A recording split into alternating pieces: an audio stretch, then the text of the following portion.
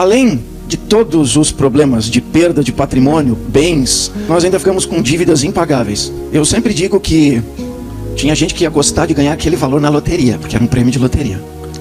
Veio então uma intimação da seguinte forma: 24 horas para pagar a dívida ou prisão.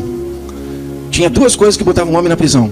Hoje só tem uma, né? Pensão alimentícia e infiel depositário. E era exatamente o que eu era, infiel depositário. Decisão que eu peguei do juiz, mediante o mandato, foi esse: pagar a dívida em 24 horas ou ir preso. Óbvio que não tinha como pagar, era impagável. Só que aí, eu e minha esposa fomos fazer algo que a gente nunca fez. Nós fomos então chorar e pedir socorro para Deus, a madrugada inteira. E aí eu fui, cheguei no banco, faltava 5 minutos quase para fechar a porta, porque eu fui caminhando. Olhou para mim, olhou para a tela do computador, olhou para mim. E ele disse: "Oh, namoro, eu não estou entendendo o que você está fazendo aqui." Eu disse: "Mas como assim? Vocês me mandaram um mandado. Eu vou ser preso daqui a algumas horas se eu não pagar a dívida." E ele olhou para mim e disse assim: "Olha, namoro, tua dívida está paga?" Eu disse: "Não está paga porque eu não paguei." Ele que eu não tinha pago. E não tinha ninguém na cidade. E nem o maior agiota da cidade tinha nem 10% daquele valor. A tesoureira do banco sabia o que tinha acontecido comigo. Ela disse que chegou um homem. Esse homem tinha um grande pacote na mão. Tinha um cabelo grisalho, barba branca. E a descrição dela foi assim: ele tinha um semblante que parecia que entrava dentro de mim. Era um semblante tão intenso que parecia que ele sabia tudo da minha vida. Aquele homem me marcou. Um homem que eu nunca vi aqui na cidade. Ele deixou o pacote em cima da mesa e me entregou um papel. Quando eu peguei o papel, estava o seu nome, o número do seu CPF, o número da sua conta. E ele disse assim: "Isso aqui é para pagar a conta do namoro." E quando eu peguei o pacote e olhei, ele não estava mais ali. Esse testemunho vai impactar você, porque esse homem devia muito dinheiro, uma dívida impagável. E após uma noite de vigília, choro e pedido de socorro, o próprio Deus foi ao banco e fez o pagamento daquela dívida impagável. Você precisa assistir esse testemunho até o final. Não esquece de deixar o seu like, se inscreva no canal, acione o sininho de notificações. Vamos assistir? Sou daqui mesmo, da cidade de Porto Alegre. Mas esse Morales é porque a minha família é espanhola. Meu pai, ele é estrangeiro e na verdade eu sou o início da geração brasileira da família Morales. E nós somos uma família onde tem meu pai, minha mãe e nós somos 3 irmãos. Meu pai, ele tem esses traços da cultura europeia muito forte. Então ele sempre foi uma pessoa que nos privilegiou, a mim, meus irmãos, na questão cultural e na questão intelectual. Dentro desse processo, ele promoveu tudo o que a gente podia usufruir nessas duas linhas. E ele pagou as melhores escolas, as melhores faculdades. Mas cada um de nós, eu digo nós, eu e os meus irmãos, usamos isso de uma maneira diferente. Eu sempre fui aquele filho mais enfático, né, nas suas linhas de ações. Então eu sempre me destacava de uma maneira muito forte na minha família. E isso promovia algumas situações que muitas vezes o meu pai tinha que me apoiar e até resolver determinadas situações que eu criava com a minha rebeldia e com a minha instabilidade emocional. Era uma pessoa bem agressiva e... né? Nessa trajetória, arranjei bastante encrenca e havia muitos conflitos dentro da minha casa. Claro que tudo era promovido pelo meu pai para crescimento, para transformação da minha vida, para mim ser melhor. Mas uma coisa que ele conseguiu imprimir com qualidade foi a estrutura de caráter. Se tem uma coisa que ele estruturou muito bem em seus filhos, é o caráter. E meu pai sempre foi uma pessoa extremamente honesta, reta, e sempre cumpriu com todos os seus deveres como cidadão. E ele passou isso para nós. Mas dentro dessa trajetória toda, a maior ambição do meu coração era escrever a minha história sozinho e do meu jeito. Então, usando todas as possibilidades que ele me promoveu na área intelectual, eu consegui então me formar oficial do Exército. Quando eu me formei, então, tive a oportunidade de, dentre a lista classificatória, escolher entre 2 maravilhosas cidades que me foram disponibilizadas para mim exercer o meu ofício. Uma delas era em Olinda, lá no Nordeste, e a outra era a cidade de Uruguaiana. E Uruguaiana, ela tem 2 olhares fixos sobre ela. Dependendo da maneira com que eu olho, ela é a última cidade ela é a primeira cidade do estado do Rio Grande do Sul. E lá eu então fui escrever a minha história do meu jeito, sozinho e na minha própria visão. E existe um ditado popular que diz assim: quer saber como é um homem, dá poder para ele. E eu infelizmente entrei nesse contexto. Cheguei lá, um excelente salário na época, 600 pessoas sob o meu comando.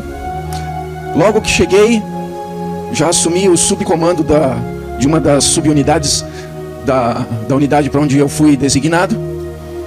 E aí, aquela soberba, aquela arrogância e aquela prepotência tomaram um lugar de ascensão na minha vida. Dentro dessa trajetória, eu nunca aceitava que as coisas não fossem feitas da minha maneira.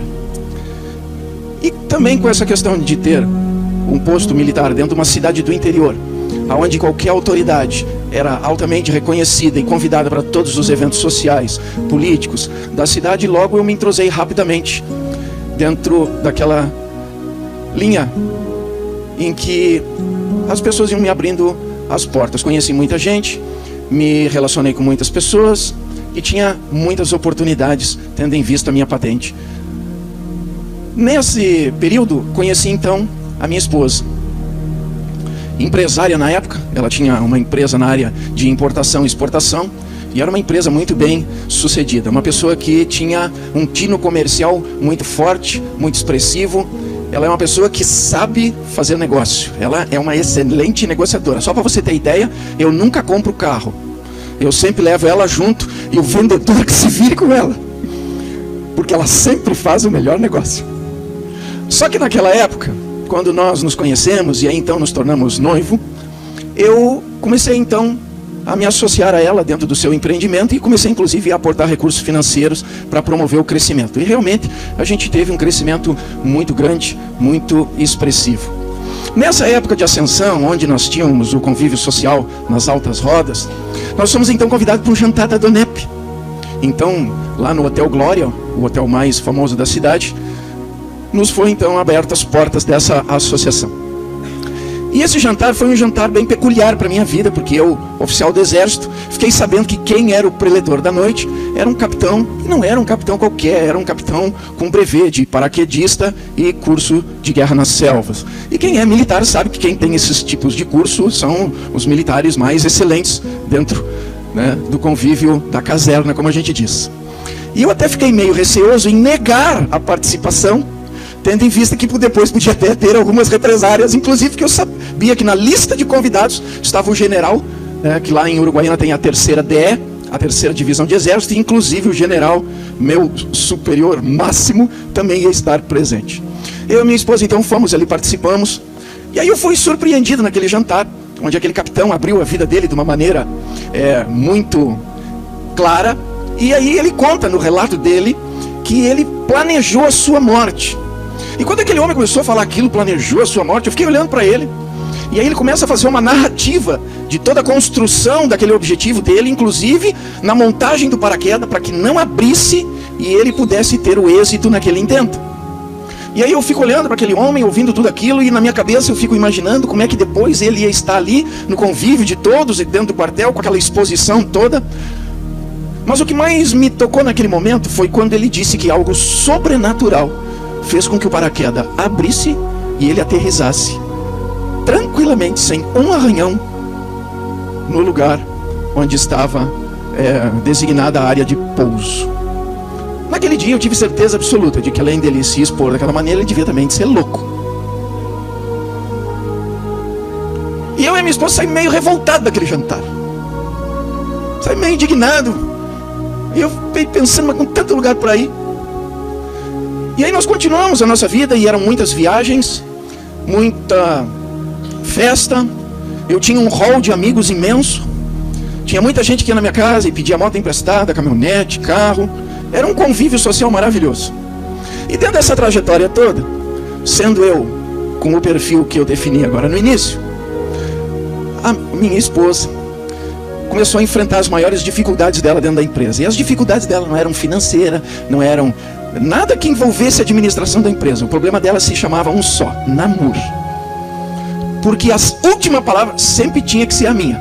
E eu olhava para ela E no meu olhar eu tinha uma certeza absoluta de que ela era um soldado e só tinha 3 coisas para ela me dizer. Era sim senhor, não senhor e quero ir embora. Eu tinha certeza disso. E isso criou vários problemas intensos, ao ponto de, dentre a vasta falta de sabedoria na administração da empresa, eu cometi os erros de emprestar cheque. Mas assim, não eram cheques preenchidos, eram cheques assinados. E fiquei fiador de pessoas, porque afinal de contas, né, eram pessoas da minha mais alta estima. E quando a minha esposa vinha dizer para mim, não faz isso, aí é que subia aquele calorão e eu fazia. Para resumir esse contexto, a situação foi a seguinte: a decadência foi enorme, nós perdemos tudo. E nesse perder tudo, às vezes as pessoas pensam, a pessoa usa como uma linguagem qualquer perder tudo. O dia que nós saímos de casa, nós saímos com pessoas botando lençóis no chão e jogando todas as coisas ali, pegando aquilo pela ponta e jogando em cima de caminhões. Assim nós saímos de casa. A caminhonete, o carro e a moto foram as primeiras coisas que foram embora. Fomos então morar de favor numa pecinha que tinha 3,5 por 2,5. Não precisava mais do que essa medida, porque só sobrou o colchão de casal que nós colocamos no chão, uma poltroninha de 2 lugares, onde então a Nathalie, recém-nascida, nessa época, dormia, um guarda-roupinha de uma porta. E a situação se agravou extremamente. Além de todos os problemas de perda de patrimônio, bens, casa, carro, caminhonete, moto, dignidade, honra, além de perder tudo isso, nós ainda ficamos com dívidas impagáveis. Na época, como nós trabalhávamos com comércio exterior, nós tínhamos todas as movimentações em vários bancos e elas eram todas em dólares. Eu sempre digo que tinha gente que ia gostar de ganhar aquele valor na loteria, porque era um prêmio de loteria. E esse não era o valor da dívida, era o valor que ficou faltando da dívida. Era algo impagável e algo que não tinha solução. Nessa época, então, nós enfrentamos várias coisas. Oficial de justiça me seguindo na rua, ameaças, agiotas ameaçando então na época a minha filha, e várias outras situações extremamente complicadas. Como eu não tinha dinheiro para absolutamente nada, veio então a Emanuele. E a Emanuele veio exatamente porque eu não tinha dinheiro para nada, ou seja, minha esposa, nem o anticoncepcional eu podia comprar para ela. E aí veio a Emanuele. A Nathalie nem 2 aninhos tinha, e agora ela estava grávida da Emanuele no momento de maior decadência e de maior caos dentro das nossas vidas. Morando naquele lugar, sem perspectiva de nada, vivendo de favor daquilo que os outros podiam nos dar. E aí você pode pensar, mas se tinha tudo que era curso, e realmente, eu tinha um currículo enorme. Faculdades, cursos, formação militar. Peguei tudo isso e fui bater na porta dos então meus amigos. E aí eu descobri que aquela turminha que sentava para tomar cerveja comigo só tinha interesse em mim porque eu pagava a cerveja. Se foram os amigos, se foram os parceiros, se foi os benefícios dentro da sociedade, se acabou tudo. Dentre as muitas pérolas, tem algumas que eu nem gosto de referendar, até por questões para não expor a ninguém. Mas dentre essa vasta lista, teve um empresário, só para você entender, que ele me disse assim: se tu não teve competência para administrar a tua empresa, tu quer fazer o que na minha? Eu olhei para ele e eu tive que concordar. E aí eu fui baixando o nível da minha procura de emprego. Fui onde tinha uma possibilidade, lá estava eu. Dentre esta lista, teve um dia que eu peguei um anúncio de jornal que dizia-se: precisa-se de motorista de ônibus urbano.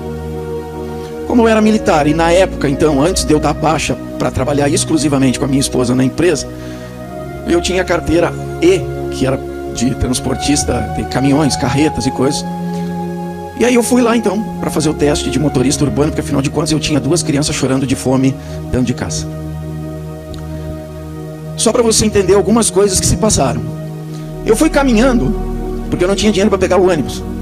Caminhei 8 quilômetros para chegar na sede dessa empresa. Cheguei lá antes das 8 da manhã, sentei no sofá. Em cima da minha cabeça estava ali a plaquinha, precisa-se motorista. Esperei até umas 8h20 da manhã, quando entrou um senhor, olhou para mim, disse: o senhor veio pela vaga? Eu disse: vim. Ele fez assim para mim, entrou lá para dentro, demorou mais uma meia hora e me chamou. E eu tive a excelente ideia de levar o meu currículo. E aí ele me questionou em várias coisas, eu respondi. E aí eu disse: quem que não vai querer uma pessoa com o currículo que eu tenho? Imagina, o currículo que eu tenho, dirigir um ônibus. E aí quase no final da conversa eu passei para ele meu currículo. Esse senhor abriu, começou a ler e folhear, em algumas folhas ele olhava para mim e passava aquelas folhas. De repente ele fechou, empurrou de volta, ele disse: eu não posso lhe contratar. Eu disse: mas como? Por quê? Não tem mais, que eu saiba, não tem ninguém. E aí naquela hora, meio que deu um calorão, ele olhou para mim e disse assim: olha, se eu contratar alguém com o currículo que tu tem, quem vai perder o emprego sou eu.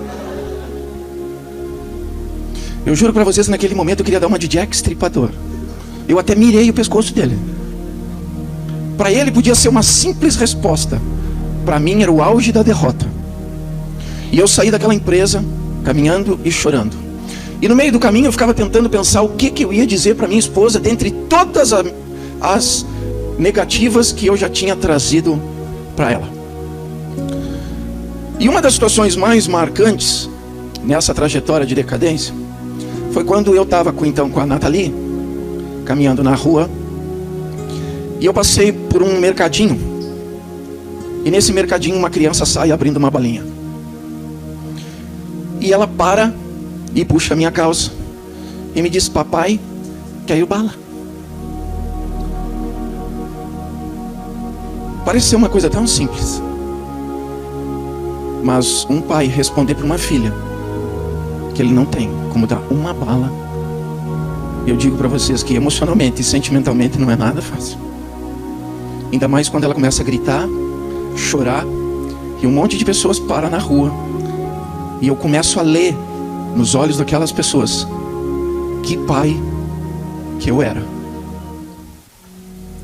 Eu fui com ela chorando até em casa. Ela só se acalmou quando a minha esposa pegou ela no colo. E aí o desespero bateu. E aí eu consegui então um maravilhoso emprego. E eu digo maravilhoso emprego porque ele se tornou um grande problema para mim pelo seguinte: eu consegui trabalhar de comissionado num táxi. Não tem nada contra os taxistas, mas o que aquilo promoveu? Porque aí eu trabalhava 24 por 24, era 24 horas rodando, 24 horas descansando, e eu ganhava comissão, era 30% de todas as corridas que eu fazia. Só que aí eu descobri que os horários de maior rotatividade, inclusive de aporte financeiro, era na madrugada e em determinados locais. E eu fui trabalhar ali. E aí aquilo que já era um caos dentro da minha casa se tornou um problema maior ainda, por causa do tipo de mulheres que eu transportava no carro. E eu sempre digo, a gente pode enganar por muito tempo, mas não por todo o tempo. E aí quando eu e minha esposa tivemos um confronto muito grande, e que eu contei a verdade para ela, ela caiu desmaiada nos meus braços. Eu olhei para ela e aí eu vi quem eu era. Eu vi que eu era um péssimo pai, um péssimo marido e um péssimo homem. E aí você pode pensar: ah, mas e a família? O meu pai foi a pessoa mais especial porque ele me deu todo o apoio que ele podia me dar dentro dos limites. Ele pagou todos os meus advogados. E eu vou dizer uma coisa para vocês: eu tinha todos os tipos de processo, desde criminais, civis e execuções, todos. Bancos, financeiras, agiotas. Era uma coleção de problemas. Não faltasse isso, eu ainda destruí toda e qualquer esperança que havia no coração da minha esposa. Saí de casa, subi em cima de uma carreta. E eu literalmente, eu fui fugir. Porque é indescritível a dor de um homem ouvindo durante a noite 2 crianças chorando de fome e saber que não tem absolutamente nada para fazer que mude aquela situação. E aí eu subi naquela carreta e me fui. Eu passei 40 dias viajando e não tinha perspectiva nenhuma de voltar para casa. E aí aconteceu um fato muito importante. A Nathalie, nessa época, tinha um pouquinho mais de 2 anos, entre 2 e 3 anos. Ela se levantou na madrugada, próximo da manhã, e ela acordou a minha esposa. E ela disse assim: mamãe, vamos orar pelo papai. E a minha esposa olhou para ela e disse: que é isso, Nathalie? E ela ficou insistindo até a minha esposa levantar da cama, e você vai entender o porquê. E aí ela dizia: vamos orar pelo papai. E a minha esposa, sem entender, se levantou, e aí ela ficou ajoelhada e ela botou o rostinho contra a parede. E aí a narrativa daquela situação que me foi passada foi que ela disse assim: Deus, tu conhece o meu papai, e eu te peço, Deus, que tu não deixe ele morrer agora. Enquanto a minha filha estava fazendo isso, eu estava batendo com a minha carreta em 6 veículos. Eu me acidentei, onde eu vinha com a minha carreta e uma colheitadeira subiu em cima da pista, na frente do caminhão. Eu puxei o manete, a carreta começou a fechar o L. Eu tive que soltar o manete, e quando eu alinhei a carreta de volta, eu bati de frente numa outra carreta. Quando eu bati de frente, eu bati num ônibus, mais 2 veículos e mais outros 2 carretas que não chegaram a se envolver no acidente, mas participaram do acidente. A minha carreta parou dentro de um barranco, e ela só parou porque ela entrou no barranco. Eu fui então levado para um posto da Polícia Rodoviária Federal, e ali eu fiquei detido porque eu dizia para eles que tinha uma colheitadeira em cima da pista, e eles tinham a nítida certeza de que ou eu estava drogado, ou eu estava dormindo, ou tinha alguma coisa errada comigo, porque eles não acharam colheitadeira nenhuma, e nenhum dos outros veículos viu a colheitadeira. E aí eu ficava insistindo naquilo, e até que encontraram o então responsável pela colheitadeira, porque ele, quando subiu com ela em cima da pista e fez com que acontecesse aquilo, ele fugiu pelo campo. Mas aí, como eu afirmava veementemente que tinha uma colheitadeira, eles foram então procurar na região e acharam, e o rapaz confessou que ele tinha feito isso. E aí eu fui liberado, só que eu não podia sair dali porque a carreta estava toda demolida, e eu tinha que esperar então eles mandarem um outro cavalinho para então fazer ali o transbordo e seguir com a carga. Nesse meio tempo eu estava então dormindo na boleia, e estava tudo amassado e eu enxergava as estrelas. E quando eu deitei na madrugada, uma voz gritou meu nome: Namur.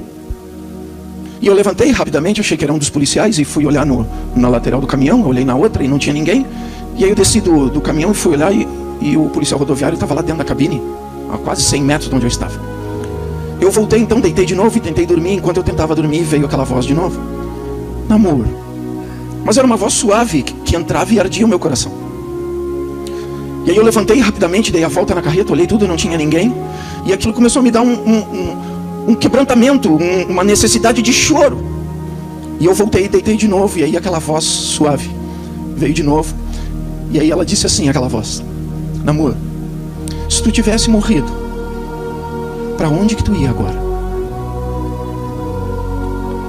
A gente pode ter várias visões a respeito de religião, de certo, de errado, mas dentro de todos os meus conceitos, e até mesmo do meu ateísmo, eu sabia qual era a resposta. Uma pessoa prostituta, adúltero, drogado, viciado, alcoólatra, eu sabia. Eu sabia a resposta. E aí eu voltei para casa. Mas eu voltei com a intenção de chegar lá, pegar minhas coisas e só ver o que estava acontecendo e ir embora. Porque na minha cabeça, a minha esposa tinha direito de fazer tudo que ela queria comigo. Só que quando eu cheguei lá, ela me pegou pelas mãos, ela olhou no fundo do meu olho E ela me disse: eu te perdoo. Pode ser uma palavra simples, mas para mim tinha um significado imensurável. Eu fiquei atônito um tempo olhando para ela e tentando absorver aquilo, porque na minha cabeça ela devia de me dar uma surra, de me quebrar todo, de me jogar para fora, de me expulsar. Ela teria todo esse direito. Mas eu olhei nela e havia amor nos olhos, havia sinceridade, havia emoção. E aí ela me quebrou. E aí ela me explicou o que tinha acontecido com ela. Ela disse que tinha conhecido uma pessoa que tinha mudado a vida dela, que ela tinha conhecido uma pessoa que tinha dado uma esperança nova para ela, que levantou ela das cinzas e mostrou para ela que tinha um caminho onde ela podia trilhar de uma maneira diferente e conquistar coisas de uma maneira diferente, se ela desse a oportunidade. E aí ela me falou dessa pessoa que ela encontrou. Ela me falou de Jesus Cristo. E aí ela me fez lembrar lá daquele jantar da Donep, onde aquele capitão deu aquela narrativa, onde ele falou do mover que houve, o milagre que aconteceu, onde ele enrolou o paraquedas todo errado para ele não abrir, e algo sobrenatural fez com que ele botasse o pé em solo firme, sem um arranhão. E aí, diante do impacto da realidade daquele acidente e da narrativa da minha esposa, diante do que a minha filha, que nem 3 aninhos tinha, promoveu a meu favor diante de um Deus que eu nem conhecia, eu me rendi. E naquele dia eu fiz algo que mudou a história da minha vida. Eu me ajoelhei com a minha esposa, e depois dela ter me explicado tudo, e ela feito a pergunta: tu quer dar uma oportunidade? Eu disse: eu quero. E ela disse: então tu vai repetir comigo. Eu não sei descrever assim com palavras, porque sentimentos e emoções a gente até pode expressar, mas não definir. Algo mudou naquele momento em que eu pedi para Jesus entrar no meu coração. Era como se do nada surgisse uma possibilidade, uma esperança, uma luz. E aí eu me agarrei com aquilo. E aí nós começamos então uma trajetória, eu e ela. As pessoas às vezes me perguntam assim: namoro, mas como é que Deus mudou a tua vida? Eu disse: do jeito mais simples. Do jeito mais simples. Eu li a Bíblia e fiz o que estava ali. Só isso. Ah, tão simples assim? Tem coisas que, se eu for dizer que eu gostei, eu não gostei. Principalmente quando eu descobri como que Deus quer que um marido seja. Quando eu descobri como que era um marido de acordo com a visão de Deus, eu não gostei, porque eu não era nada daquilo. Mas eu decidi ser. Eu decidi ser exatamente aquele marido que estava escrito ali. Quando eu descobri como é que eu tinha que ser como pai, eu também não gostei. Mas eu decidi ser o perfil de pai que estava escrito ali. Quando eu descobri que tipo de homem eu tinha que ser, eu decidi ser o perfil de homem que estava escrito ali. E aí as coisas começaram a mudar. Porque é interessante, todos nós queremos mudança, mas mudança requer fazer coisas que eu nunca fiz. Porque se eu continuar fazendo as mesmas coisas, eu nunca vou mudar. E aí eu decidi fazer as coisas que eu nunca fiz. E aí eu comecei a ser um melhor pai, um melhor esposo e um melhor homem. Eu comecei a ter experiências com Deus. Não só aquela experiência de possibilidade de morte, da onde eu fui resgatado com vida, mas experiências onde Ele mostrou que Ele é vivo, real, verdadeiro, e que a palavra dEle é verdade e é eficaz em tudo aquilo que ela diz que faz. Eu e minha esposa, não pensa que as coisas se resolveram assim, porque não é assim. Mas as mudanças geram transformação. Lá em Uruguaiana é uma cidade extremamente fria e extremamente quente. E aí quente eu estou falando de 47, 48 graus no verão. E frio eu estou falando menos 2, menos 3. Eu já tive até a maravilhosa oportunidade de pegar menos 8 graus no inverno. Nessa época estava chegando o inverno. E era um inverno que estava sendo anunciado extremamente rigoroso.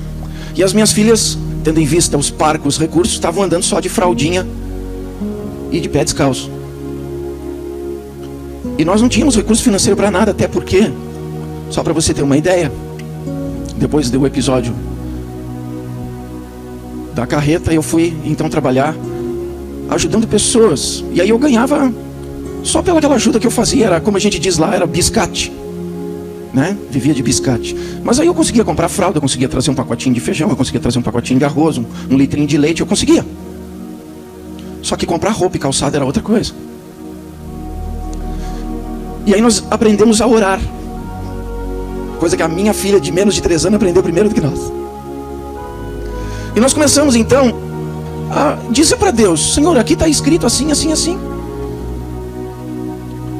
Teve um dia, já então iniciado o inverno, a gente conseguiu algumas roupinhas assim para quebrar o galho, mas tocaram a campainha da porta. E eu era assim, cada vez que tocava a campainha me dava um tremor do alto da cabeça até a planta dos pés. Pelo seguinte, sempre era cobrador, ou era oficial de justiça, ou era alguém dizendo que ia me matar. Sempre. Então cada vez que alguém tocava, eu tremia por dentro. E aí eu ia abrindo a porta assim, meio de ladinho. Só que aí eu olhei, tinha um homem de amarelo com azul. Eu disse: meu carteiro. Eu disse: lá vem outra intimação.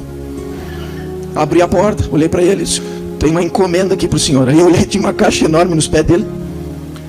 Eu disse: para mim? Tem essa encomenda, o senhor assina aqui. Aí eu assinei rapidinho, botei a caixa para dentro, vai aquele monte de ideia, né? E aí abri rapidamente a caixa.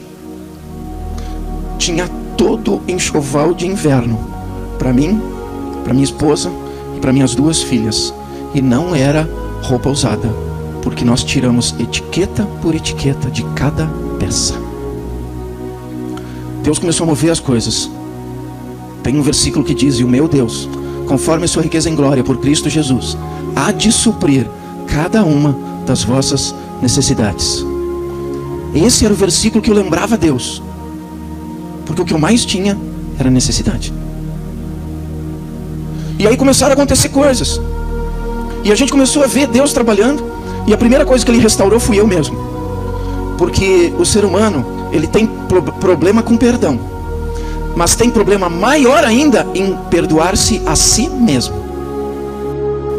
Nessa trajetória eu comecei a então ver Deus com todo carinho movimentando as coisas. Nesse movimentar em que nós estávamos então tendo algumas coisas diferentes na nossa vida, veio então uma intimação da seguinte forma: 24 horas para pagar a dívida ou prisão. E aí você pode pensar, como todo brasileiro pensa: mas por dívida ninguém vai preso.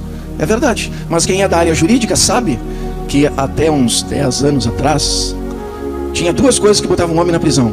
Hoje só tem uma, né? Pensão alimentícia e infiel depositário. E era exatamente o que eu era, infiel depositário, porque alguns bens que eu afiancei para determinadas pessoas sumiram. Eu me tornei o principal responsável, e era o mesmo banco, a mesma instituição financeira aonde nós tínhamos toda a movimentação da empresa, e lá estava o prêmio da loteria. Eles usaram de uma manobra jurídica para colocar tudo num rolo só, fazer um bolinho só e me colocarem na parede. E a decisão que eu peguei do juiz, mediante o mandato, foi esse: pagar a dívida em 24 horas ou ir preso. Óbvio que não tinha como pagar, era impagável. Óbvio que bateu desespero, óbvio que houve choro, lágrimas, eu diria até que pavor e terror no meu coração, porque diante de tudo aquilo que já tinha acontecido, tudo aquilo que já tinha se desenrolado, todas as situações que tinham se manifestado, agora mais essa. Só que aí eu e minha esposa fomos fazer algo que a gente nunca fez. Nós fomos então chorar e pedir socorro para Deus a madrugada inteira. A madrugada inteira. E a gente só dormiu do cansaço. E a gente dormiu enquanto pedia socorro para Deus. Só que quando a gente despertou no outro dia, é aquilo que eu digo, não dá para expressar com palavras, mas tinha algo no meu coração que estava me dando paz. E aí você pode pensar: como é que alguém que vai ser preso em menos de 3 horas vai ter paz? Mas Jesus diz: eu vos dou a minha paz, não como o mundo a dá, mas uma paz que excede todo entendimento. E quando a gente tem Deus com a gente, é diferente, porque tem um outro versículo que diz: entrega o teu caminho ao Senhor, confia nele, e ele então tudo fará. E eu só tinha uma pessoa para me agarrar, era Deus. Só tinha uma pessoa para confiar, Deus. Só tinha uma pessoa para mim crer que podia mudar alguma coisa na minha vida. Deus. Quando faltava alguns minutos para fechar o banco, eu disse para minha esposa, eu vou lá no banco. Ela disse, o que tu vai fazer? O que eu vou fazer? Eu não sei, mas tem uma coisa dizendo dentro de mim que é para mim ir lá. Ela disse, mas como assim? Eu disse, olha, eu não sei nem que eu vou lá, me ajoelhar nos pés do gerente e chorar. Mas eu vou lá. Eu não sei, mas algo está me dizendo que é para mim ir lá. E aí eu fui, cheguei no banco, faltava 5 minutos quase para fechar a porta, porque eu fui caminhando. Entrei lá, sentei na frente do gerente. Ele olhou para mim e perguntou o que eu estava fazendo ali. Eu disse, olha, eu vim aqui para ver o que a gente pode fazer. Aí ele disse, tá, qual é o número da tua conta? Aí ele pegou o número da minha conta, digitou, olhou na tela do computador, olhou para mim, olhou para a tela do computador, olhou para mim. E ele disse, namoro, eu não estou entendendo o que você está fazendo aqui. Eu disse, mas como assim? Vocês me mandaram um mandado? Eu vou ser preso daqui a algumas horas se eu não pagar a dívida. E ele olhou para mim e disse assim, olha, namoro, tua dívida está paga? Eu disse, não está paga porque eu não paguei. Aí ele disse, não, está paga. Só que aí ficou uma questão ali muito forte, porque eu afirmava para ele que eu não tinha pago. E não tinha ninguém na cidade. E nem o maior agiota da cidade tinha nem 10% daquele valor. E outra, o maior agiota da cidade, o maior prazer dele era me pegar pelo pescoço e terminar o que ele queria terminar. Aí ele ficou preocupado e achou que era erro do sistema. Ele saiu dali e foi falar com o caixa. E aí perguntou, eu não sei qual foi dos caixas, eu sei que mandaram ele lá para o andar de cima, porque a tesoureira do banco sabia o que tinha acontecido comigo. Para encurtar a história, ele desceu, ficou aguardando ela vir. Quando ela chegou, eu estava sentado na cadeira. Ela olhou para mim, o senhor que é o seu namoro? Eu, sim, sou eu. Aí eu queria lhe conhecer. Eu olhei para ela, eu disse, ai meu Deus, será que eu estou devendo para ela? Eu disse, me conhecer? É assim, porque o senhor me deu um trabalho enorme para mim e para minha equipe hoje. Eu disse, eu lhe dei um trabalho? Ela, sim. E aí, ela deu a narrativa toda. Ela disse que chegou um homem na sala dela. Esse homem tinha um grande pacote na mão, tinha um cabelo grisalho, barba branca. E a descrição dela foi assim: ele tinha um semblante que parecia que entrava dentro de mim. Era um semblante tão intenso que parecia que ele sabia tudo da minha vida. Aquele homem me marcou. Um homem que eu nunca vi aqui na cidade. Ele deixou o pacote em cima da mesa e me entregou um papel. Quando eu peguei o papel, estava o seu nome, o número do seu CPF, o número da sua conta. E ele disse assim: isso aqui é para pagar a conta do namoro. E quando eu peguei o pacote e olhei, ele não estava mais ali. E nós ficamos muito tempo contando, porque a maioria das notas eram notas de pequeno valor. E aí você pode pensar: esse cara aí é mais louco do que aquele capitão do jantar. Mas está escrito ali: aos meus anjos dou ordem a respeito daqueles que hão de herdar a vida eterna. E está escrito ali: eu sou o dono de todo o ouro e de toda a prata. Se você me perguntar quem foi lá, humanamente eu vou dizer não sei. Mas sobrenaturalmente eu vou te dizer que Deus enviou um anjo com todo o dinheiro, centavo por centavo da minha dívida. E tem um outro versículo que diz assim: que Jesus veio para libertar os cativos. E se tinha alguém que era cativo, era eu. E eu vou afirmar uma coisa para você: uma pessoa que tinha o meu nome, o número do meu CPF, o número da minha conta, e sabia centavo por centavo o valor da dívida, ia saber me encontrar em qualquer lugar. Eu dou testemunho por todos os lugares onde os capítulos da Donep lembram de mim.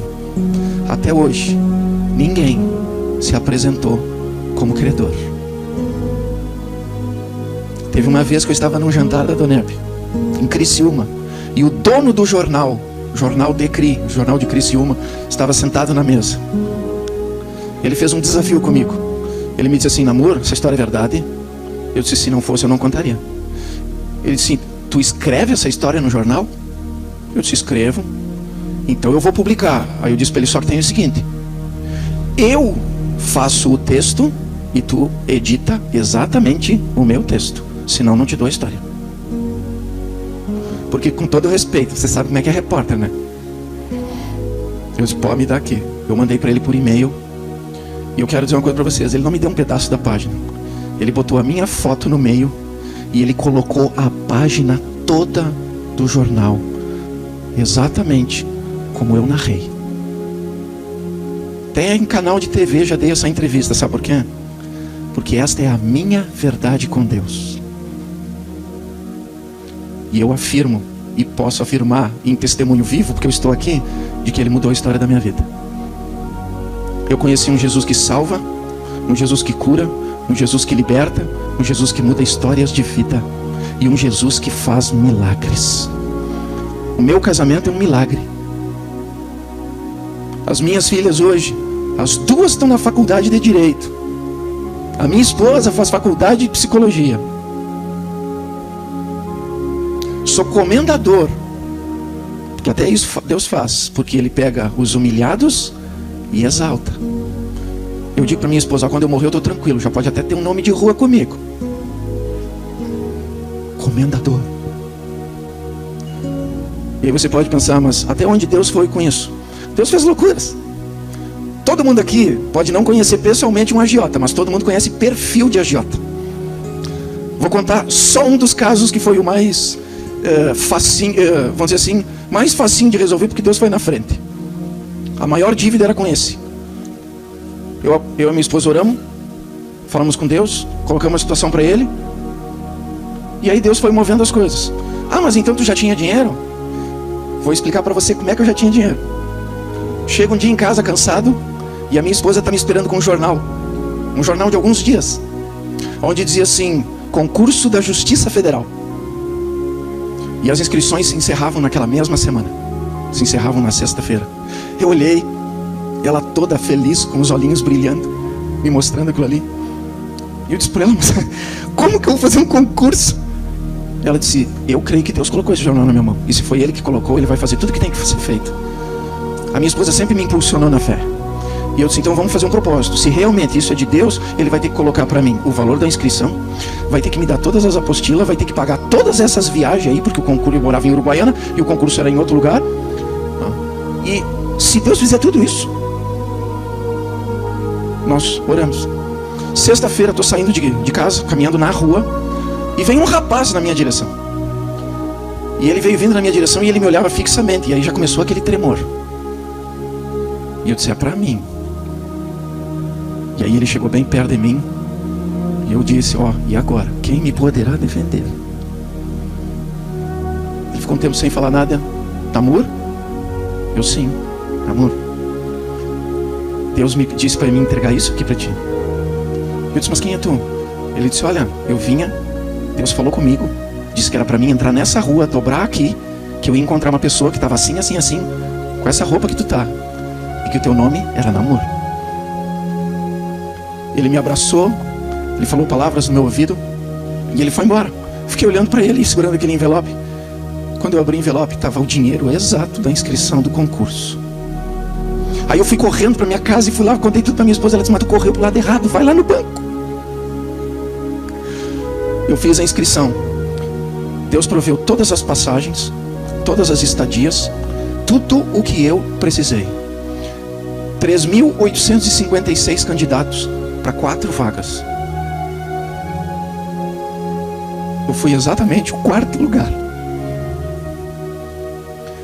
E o concurso que eu fiz era para outra cidade. Mas Deus um dia falou para mim assim, Namor, no lugar onde tu fostes humilhado é o lugar onde eu vou te exaltar. Eu nunca entendi o que ele queria dizer com aquilo. Eu disse, como assim o lugar? Eu ficava procurando. Eu disse, bom, tem vários. Dia 23 de dezembro de 1997, eu ganhei meu Natal antecipado. Chegou um telegrama lá naquele lugarzinho onde nós morávamos. Só que aí Deus me revelou o que ele queria dizer com isso. Quando eu olhei, estava escrito que era para mim me apresentar na sede da Justiça Federal da cidade de Uruguaiana. No lugar onde tu fostes humilhado, é o lugar onde eu vou te exaltar. Quando Deus me colocou lá e eu comecei a ter dinheiro, eu fui honrar todos os meus compromissos, porque se teve uma coisa que meu pai me ensinou, era fazer exatamente isso. Quando eu fui procurar esse agiota, para loucura minha, Ele sentou comigo, eu contei para ele o meu testemunho. Esse homem chorou diante de mim. Eu perguntei se ele queria aceitar Jesus.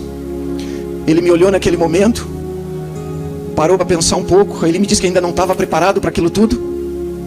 Mas aí ele me disse assim: amor, vamos fazer o seguinte, tu esquece todo o juro, paga só o principal, e eu vou te parcelar em 60 vezes. Podia contar aqui muitos outros milagres,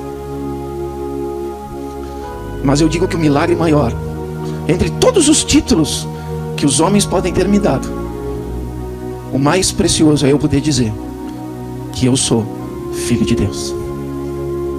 Porque está escrito: mas a todos quantos nele creram, deu-lhes o poder de serem feitos filhos de Deus, a saber, aqueles que creem em Jesus Cristo.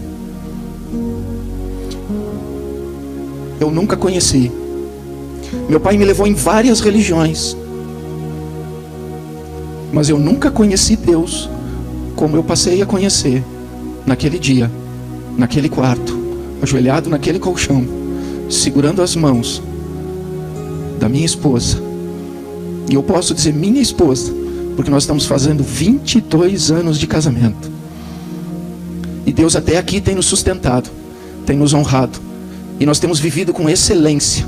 Não devemos mais nada para ninguém.